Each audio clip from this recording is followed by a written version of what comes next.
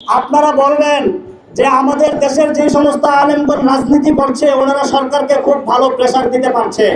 ইতিমধ্যে আপনারা দেখেছেন গতকাল হানজালা সাহেব, যিনি আমাদের মাদারীপুরের এমপি, তিনি কাদিয়ানীদেরকে কাফের ঘোষণা করার দাবি তুলেছেন।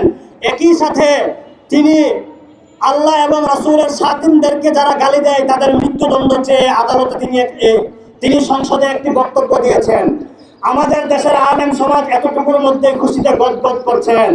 আপনারা আসলে প্রকৃত বাস্তবতা বুঝেন না। এই সেকুলার রাষ্ট্র কোনোদিন আল্লাহর অস্তিত্বকে স্বীকার করে না। সুতরাং যেই সেকুলার রাষ্ট্র আল্লাহর অস্তিত্বকে স্বীকারই করে না, সেই সেকুলার রাষ্ট্র আল্লাহকে এবং রাসূলকে গালি দেওয়ার কারণে তাদেরকে অবমাননা করা হলে সেই সমস্ত কুখ্যাত সাতিনদেরকে মৃত্যুদণ্ড দিবে। এই ধরনের ধারণা আপনারা যারা করছেন, নিঃসন্দেহে আপনারা বুকার স্বর্গে বসবাস করছেন। আমি আরো বলতে চাই, আমাদেরকে মনে রাখতে হবে হানজালা সাহেবের এই বক্তব্যের সাথে আমি এবং আমরা সকলেই একমত।